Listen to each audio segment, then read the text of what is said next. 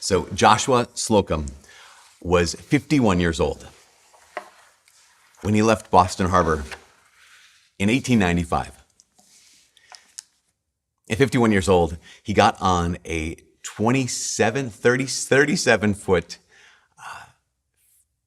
oyster boat, and he began to sail around the world completely by himself.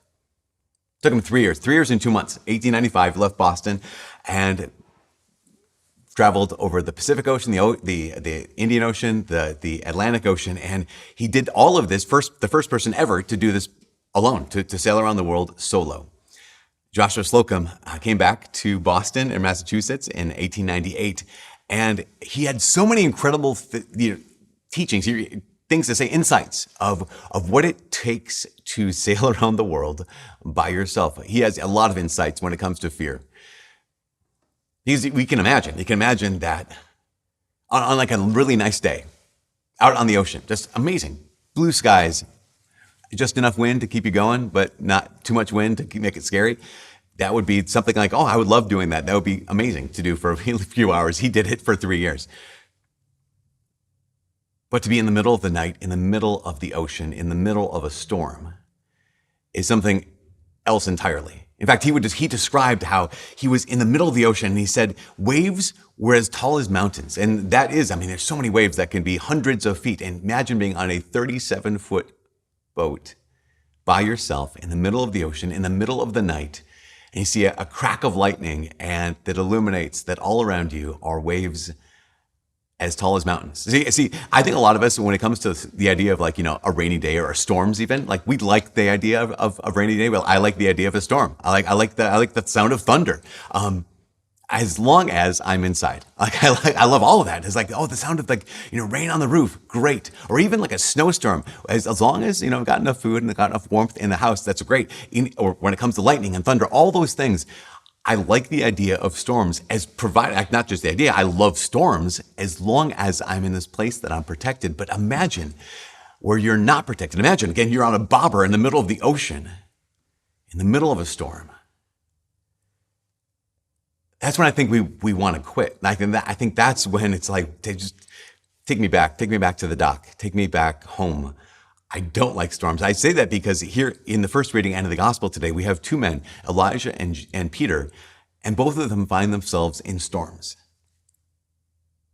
Elijah finds himself in this cave in the middle of this storm, listening for the voice of God. And Peter finds himself in this storm on the Sea of Galilee. I imagine wondering, what do I do now? And this is one of the lessons, or two of the lessons from these readings today, is that when it comes to storms, not storms where we're protected from the storms, but when we're actually in the storms, when like Joshua Slocum, the waves are as high as mountains, we know these two truths. That in storms, God can still speak. And in storms, God's children can still step. Because again, this is our lives. I think sometimes in our lives, we have storms in our lives that are massive and unique. We have tragedies that are happening to us. We have big things. That's just, how am I going to make this through? But I think a lot of times, most of our storms can often just be the busyness of life. Or sometimes the things we think are big storms are just no, this is life. Where it's just, we say things like, well, things are just so chaotic right now. And that can be true. Those are storms. Again, not just the massive tragedies that happen a couple times a year, a couple times in a life, but the daily storms of, I'm so busy, I'm so stressed, and things are so chaotic. In those kinds of storms, as well as in the big tragedy storms, we need to do this. Again, we need to do these things in the storm. We need to realize that God's voice isn't necessarily louder than the storm, but we have to keep listening. And this is the first step. This is the first thing we need to do. When it comes to prayer, I was listening to a man named Alex Jones. Alex is one of the co-founders of an app called Hallow, which is the world's largest prayer app, or at least Catholic prayer app. And Alex was talking about prayer, and he said, when it comes to talking with God, he said, a lot of times it's like me coming home from work and talking to my wife. He said, it's really good if I come home and talk to my wife and tell her how my day was. And that's how we do prayer a lot of times. We come to God, okay, God, this is what's going on. I can tell my wife, okay, these are the struggles of the day. These are the triumphs. These are the wins. These are the losses. These are the things that frustrate me. These are the things I really want. He said, I can come to my wife and tell her all these things, and that would be great. And if it comes to prayer with us, and you come to the Lord and you tell him, like, here's what's going on in my day, and here are the struggles I have, and here are the desires I have. That's all good. But he said, if I just got done, like, kind of dumping on my wife and saying, like, here's all the things I've got going on, and then just left and said, that was a good talk, that would only be part of a conversation. The other half of it is to be able to stop and say, and how are you? And then to listen. I think sometimes when it comes to prayer, hopefully we get the first part right. The first part of being able to share our hearts with the Lord. The first part of being able to say, God, here's what's going on in my life. But then all of us need to take that moment and we need to stop and listen. Alex said, I need to stop and ask my wife and say, so, and how are you? And then I need to listen to her. And this is prayer for us. You know, it's funny. I came across this video the other day. It was kind of like a man on the street video, you know, where some people don't always look their best. So this guy was asking this young woman a question, and he asked the question of, who's better at communication, men or women? And she's like, oh, women are way better at communication than men are. He says, okay, well, you know, why are men so bad? And she said, well, because men don't read between the lines. Like they don't get it. Like I'll say something and they don't get what I'm really trying to say. And so he was kind of playing with her and he said, oh, so men should be mind readers. And she said, yes. And he said, how fair is it to expect for a man to do something that's physically impossible for him? And she's like, well, no, he should be able to do that kind of thing. And go back to that question of who's better at communication, men or women? And basically what she's saying is he should be able to know what I'm saying and understand what I'm saying, even if I'm not going to say the exact thing that I mean. He should be able to read between the lines. And ultimately, again, it's a joke, but ultimately what it comes down to is I assume that whatever I'm saying, you should be able to hear what I really mean. And vice versa. But so often is that sense of like, I'm not actually going to say what I want, or even this, you know, we can be frustrated because someone's not talking to us the way we want them to talk to us. Even if we tell them how to talk to us, like, listen, when it comes to me, I just need you to give it to me straight. Like, you don't have to sugarcoat it. And then someone actually does that for once, and you're like, wow, they're really rude. Like, because sometimes we don't even know how we want to be talked to. And so, of course, when it comes to each other, we have to work at it. We have to work at, okay, how is this person saying this thing? Or how am I saying this thing in a way that they actually can understand, the way they can actually hear? Because when it comes to prayer, sometimes I think we fall into this trap of, well, I'm listening to God, but I can't hear his voice. I'm listening to God, but I don't know what he's saying. As human beings, of course, if someone doesn't understand what we're saying, we need to change the way we're speaking so they do know. But when it comes to God, God is going to always speak in the way that we need. God is always going to speak in a way that we need to hear, even in storms, even in the busyness of life, even when things are chaotic, even in great pain. We have to be like Elijah. What did Elijah do? Elijah was listening in the storm and the whirlwind and the earthquake. We have to listen attentively. And this is so key for us. How many times in prayer do we, okay, God, go. Like, say whatever you need to say. And we give him about 3 seconds. Instead of just letting that silence exist. You know, it's often been said that silence is God's first language. And so when it comes to that silence, that Elijah, that still small voice, that even in storms, we get to listen attentively, that even we realize that we get the chance to take time in the midst of storms. Because in storms, we always have moments when God is speaking. Because why? Because even in the busyness of life, even in chaos, even in tragedy, God gives us these kind of like pauses every day. We all have them. I mean, regardless of how busy any of us are, God gives us these pauses. And sometimes the pauses are in strange places. Sometimes the pauses are when you're getting into bed. And that's a moment of quiet. Sometimes the pauses are in the bathroom, where maybe there's a moment of quiet. Sometimes those pauses are those moments when in your house or in your apartment when things get quiet. And the question is that in that quiet, in that silence, in that time of Elijah, right? In the middle of the storm, here's a moment of quiet. I think in those moments, in those pauses, we're often tempted to cover those moments with noise. We're tempted to fill those moments with distractions. But God is speaking in the storm. God is speaking in those pauses. I was talking with a man recently he's really good and he's a really holy man, but in the last year and a half, he has had real tragedy. And some of us have tragedy that comes to us from the outside, and some of us have tragedy that comes from the inside. In the last year and a half, he has battled heroically with mental illness. He's battled heroically with incredible depression and just other really amazing, overwhelming struggles. And to his credit, this is something that's so important. When he realized this was happening, he almost immediately reached out for help. I think sometimes we might experience this. Many of us could experience this mental illness. We could experience these mental challenges or these emotional challenges, and just like, well, I have to soldier on. They need me to do it on my own.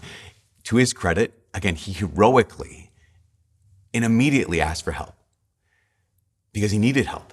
It's so good for all of us. If we need help, so he asked for help. But things didn't get any better. He asked for help, but it's been a long, long road for him. But part of part of the tools that he's been given, part of his recovery has been this. Whenever he told me this, he said, whenever he hears something or reads something that he knows is true, again, this is in the midst of like internal storms, not just external storms where things are chaotic outside. Inside, he's like, I'm not even myself anymore. My brain isn't even my own anymore. He feels my emotions, he says, I'm not feeling like myself anymore. And so he feels so unmoored, right? So unrooted. So one of his tools is, he said, whenever I hear something or read something that is true, he does this. I pause. He says, I capture it and I write it down. So anything, he said, we were talking at one point, something was said, and he said, oh, I need to write that down. He said, okay, that's true. Because again, internally, it's just chaos. Internally, there are storms. And so every place of substance, whether it's beautiful or it's good, but for him, everything that was true, he would do those three things. He'd pause, he'd capture it, and he'd write it down. Because he knows this truth, that God still speaks in the storm. So God speaks in the storm, and also God's children can take a step in the storm. I mean, this is so important for us. I think a lot of times I'm waiting for the conditions to be ideal. Like I'm waiting for things to be the perfect time to start, or either if the conditions aren't ideal, I kind of want to stop. And I think in the gospel, that's maybe part of Peter's story. That in this gospel, where's Peter? Well, Peter's with the other disciples. Why? Because Jesus told him to. Peter's in the boat. Why? Because Jesus told him to. Peter's out on the Sea of Galilee in the middle of the night. Why? Because Jesus told him to. Peter's in the storm, in the night, in the boat. Why? Because for one reason, because Jesus told him to. And he's terrified and he is in danger and he's facing death because Jesus told him to. Why is Peter in the storm? There's only one reason. Because Jesus told him to. Again, this is one of those situations where in the storm, like when I'm in a storm, I want to stop. I don't know if you've ever been in that place where you're in the middle of a storm and you're angry. You're angry because you're afraid, right? You're so uncomfortable. So we want to find someone to blame. Resentful of this. You can say, well, the reason I'm here is because of God, right? The reason I'm here, the reason Peter's in the boat, reason he's in danger, literally in danger of death, is because Jesus told him to be. And in the middle of the storm, I want to stop. And this is the thing we need to remember. Even though I want to stop in the middle of a storm, this is the exact wrong time to stop. Even though this is where I want to turn around, this is the exact wrong time to turn around. There's a great saint, his name is St. Ignatius of Loyola. He's the founder of the Jesuits. And he had this incredible insight about what to do in storms. Because in storms, you either want to turn around or you want to stop. And Ignatius of Loyola would say this. He said, if you've discerned and you've made a decision, like you've known, okay, you've taken the step and like, this is the route. This is the direction I'm headed. I made a decision. He said this, he said, in the storm, you do not change your mind or change your course. That in times of desolation, you don't abandon prayer or mass or the sacraments. That in the storm, you don't make major spiritual changes or life changes. He said, do not trust every negative thought or every negative emotion, particularly in the storms. He said, in times of desolation, do not make a change. Do not forget in the dark what you knew was true in the light. And do not stop and do not turn around, even in the storm. Years ago, I had heard this example about or the difference between cattle and buffalo. That if you're cattle, a bunch of cattle out in the prairie, cattle out in the field, if they're free to roam and they see a storm coming, cattle will often run away from the storm, which makes sense. I mean, who wants to be in a storm? But what ends up happening is that if the storm is coming at you and you're running away from it, the fact that you're running away from it means you are spending more time in the storm. You're delaying what was going to happen. You're extending what is happening. You're extending the storm because you're running away from it. Versus buffalo. Apparently buffalo, when the storm comes towards them, what buffalo do is they run into the storm. Which again, doesn't make as much sense on the surface, because who wants to be in a storm? But when buffalo run into the storm, a couple things happen. One is they're accepting the fact that there's a storm happening. And the second thing is the storm ends up being shorter. Because of the fact that I'm not unwilling to act. I'm not trying to stop. I'm not trying to change direction. I'm not trying to go back. The fact is that you actually have the power to take steps into the storm. By charging into the storm, they're spending less time in the storm. And by taking steps in the storm, we realize you actually have the power to let the storm do what it's meant to do. Because this is the reality. The storm can do something incredible. Peter. If Peter had stopped in the storm, maybe he could have gotten to safety. If Peter would have turned around in the storm, maybe he could have gotten back home. But if Peter had stopped in the storm, he never would have ended up walking on water. So what did he do? Well, again, he did nothing more or nothing less than he already had done. Jesus said, go with the other disciples. So he did it. Jesus said, get in the boat. So he did it. Jesus said, go out in the water in the night. So he did it. Jesus said, go into the storm. And so he did it. And then Jesus said, do not be afraid. Step out of the boat. And he heard the voice of God in the storm. And he did it. And this is the last thing. This is us. We know this. We know that storms do not stop God. And we know that storms do not stop God's children. But what do in the storm? We listen.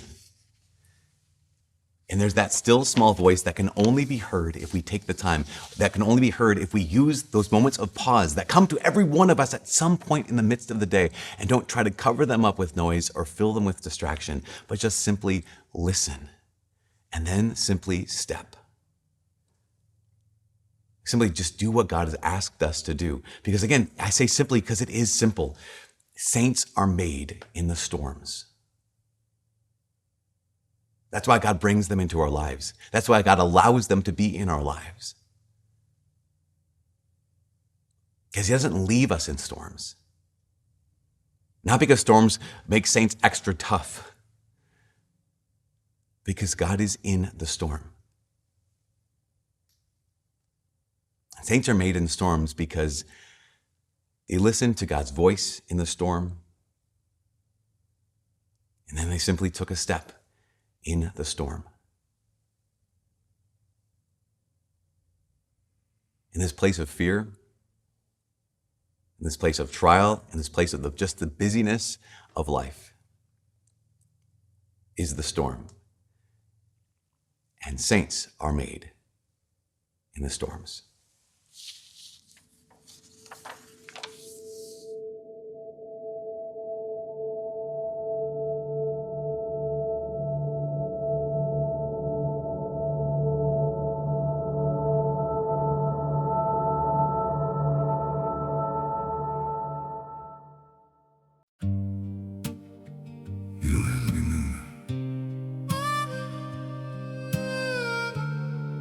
You don't have to stay close.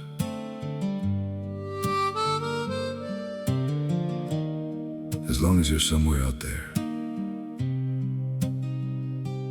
that's enough for me. I don't need to hold you near me, don't need promises to keep. Just the thought that you are breathing somewhere in this world I see. Even if I'm not beside you, even if you never know, there's a quiet kind of comfort just in knowing you still glow. I don't need forever, I just need you to exist. You don't have to stay with me, you don't have to feel the same. Just as long as you're still out there, calling softly through my days. You don't have to look my way, you don't have to be my home. It's enough to know you're living in a world I'm not alone. I won't chase you through the distance, won't disturb your chosen life. I'll just keep you in my silence, like a star that shines at night. Through the dark and through the blue, I still think of you. You don't have to stay with me, you don't have to feel the same. Just as long as you're still out there, calling softly through my days. You don't have to look my way, you don't have to be my home. It's enough to know you're living in a world I'm not alone.